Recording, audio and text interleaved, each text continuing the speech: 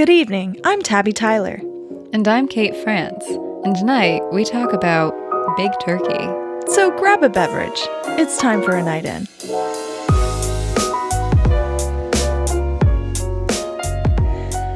Well, Thanksgiving is tomorrow, but we're not here to talk about Thanksgiving.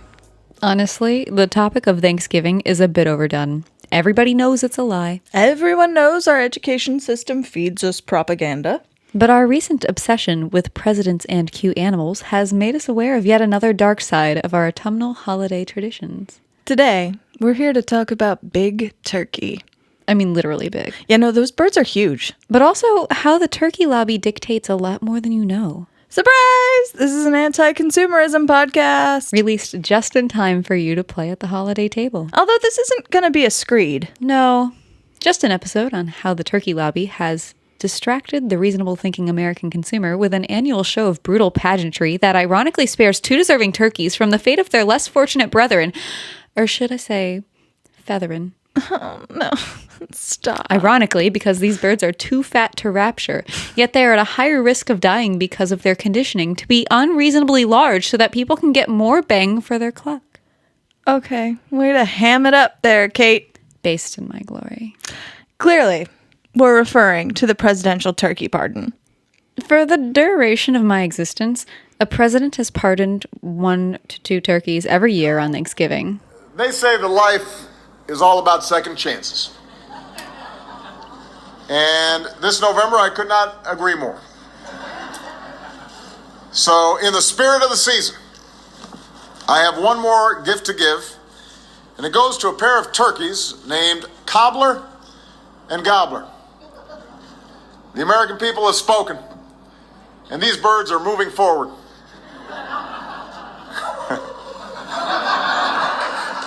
But it wasn't until this year that we started to think, God, how dumb is this? So let's start from the unclear beginning to figure out how this even became a tradition.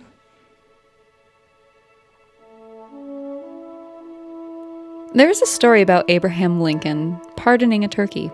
In 1863, a turkey was brought to the Lincolns for Christmas dinner, but Abraham's son, Tad, requested that the turkey live, and thus the first ever turkey was granted presidential clemency.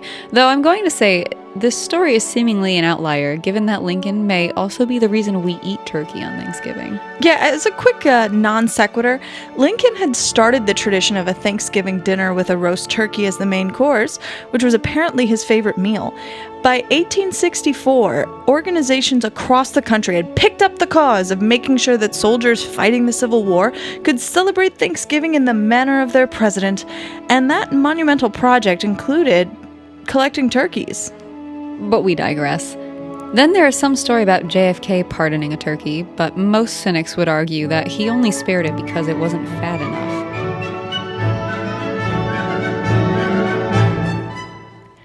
After that, we have Reagan. Reagan, while embroiled in the Iran-Contra scandal, was being interviewed about whether or not he was going to pardon Oliver North and John Poindexter. At which point, to change the subject, he retorted that he would have pardoned the Thanksgiving turkey had it not already been on the way to the zoo. And the statement, pardoned the Thanksgiving turkey had it not been already on the way to the zoo, deserves a little explanation.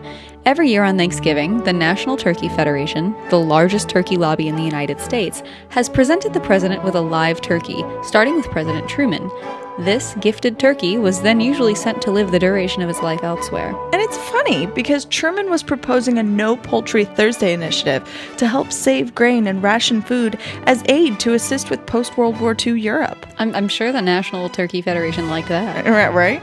The official pardoning of a turkey, though, with all of its pomp and circumstance, didn't occur until George Bush Sr. made a show of pardoning the annual gift of the National Turkey Federation. The special guest of honor, the bird over here.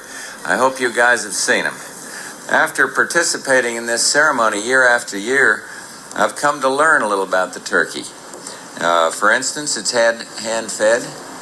It gets lots of personal attention, and it's overweight. And reminds me of Ranger, who you may have seen running around here, our dog. We've been trying to avoid a confrontation between the turkey and our Springer. But I want to set the guests at ease and especially tell the kids something.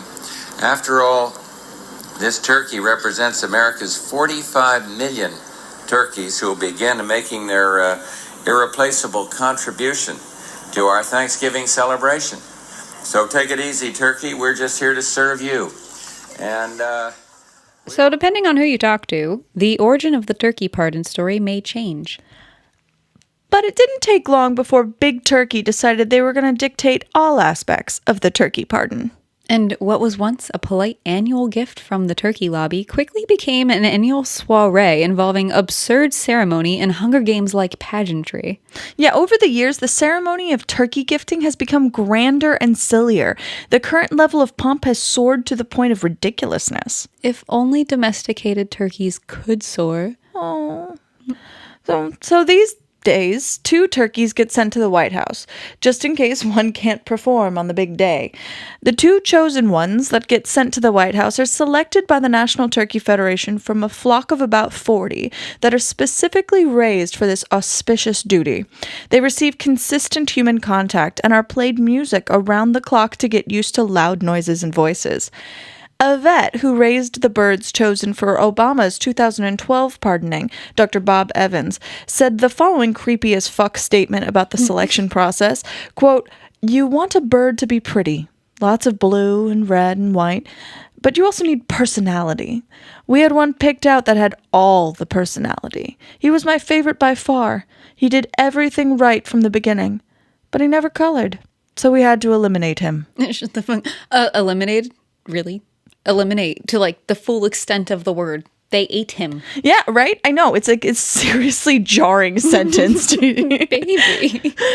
The estimated cost of raising the birds, including their above-norm healthcare, baths, grooming, and serenading, is about $375 a pound. These birds weighed at around 40 pounds, so overall about $15,000 a turkey. The article said $15,000 a turkey. Yeah. The turkey lobby paid that much and didn't hide that number. Look, I didn't go out of my way to do turkey math here. I mean, 1,500 makes more sense. Are you sure it's 15,000? The article by the American Veterinary Medical Association is titled "The $15,000 Turkey." Jesus. Okay. So the 2 birds get chosen and are gifted to the White House by the National Turkey Federation. But first, they stay in specialty suites at the Willard Intercontinental Hotel in Washington, D.C. The hotel costs about $500 a night and is known for hosting presidents and dignitaries. And first turkeys. This is so dumb. I know. Yeah.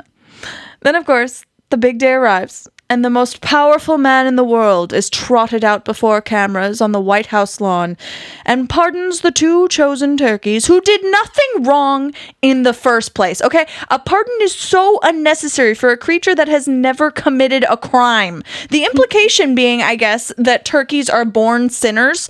All this for a spectacle arranged solely, it seems, to keep Big Turkey inextricably linked to both the holiday table and the White House. Yes. And there is no sacred significance for either turkey or this ridiculous tradition within our culture. The prevalence of the turkey as the focal point of the holiday cornucopia is simply historical happenstance. Yeah, and had it been the bird of the country instead of the eagle, like Franklin wanted, eating them may not have even been an option. But here's the thing. If this sounds dumb, it gets dumber. Yeah, according to a real LA Times article titled "Pardoned Turkeys, Where Are They Now?" Wait. Is the LA Times like a subsidiary of TMZ? Isn't all of LA a subsidiary of TMZ? Yeah, good point. Yeah, well, they say that these favored fowl go on to live lavish lives. Yam and Marshmallow, a pair of turkeys pardoned by George W. Bush, went on to live at Disneyland because, according to Bush, they were anxious about going to a place named Frying Pan Park, which is a very real place where we send these turkeys. The turkeys now alternate between being relocated to Disney World and Disneyland.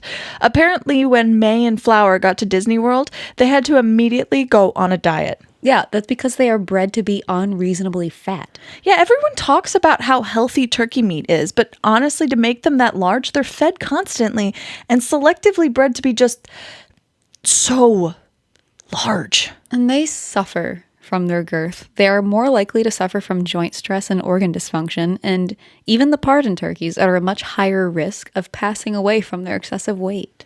Talk about a beast of burden. Also, did you know they can't even get laid? Wait, what? Yeah. So big old Tom needs some artificial assistance.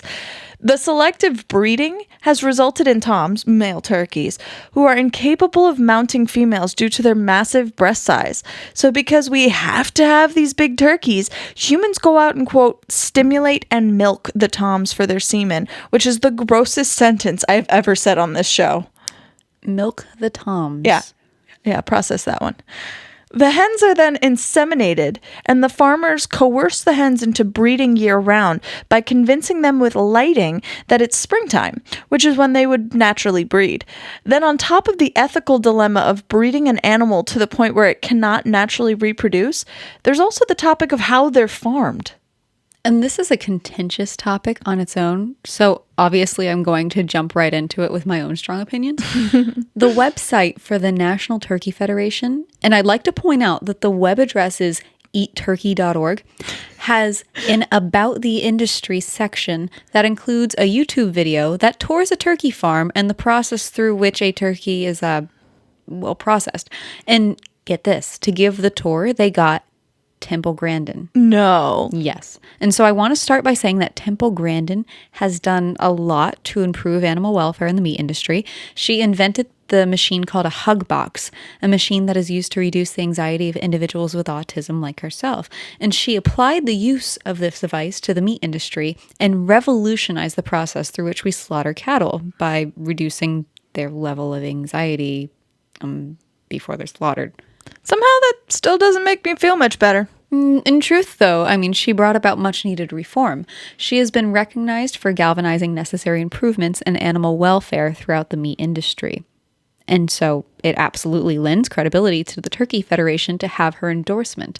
However, there is no sugarcoating automated slaughter, regardless of whether or not you have the support of a leading animal rights activist. But regardless of that point, the NTF wants as much good press as it can get. These efforts by the turkey lobby work to give the turkey industry an edge in a market that is already difficult to compete in. Not only are chicken and beef leading markets, they're also not as associated with seasonal consumption as turkey is. In 1970, 50% of all turkey consumed was during the holidays. To help combat this lopsided deficit, the turkey industry campaigned to make turkey appealing year-round by advertising it as the healthier meat choice. Now just 29% of all turkey consumed is during the holidays, as more turkey is eaten year-round. And another interesting fact is that in 1920, U.S. turkey growers produced 1 turkey for every 29 persons in the U.S.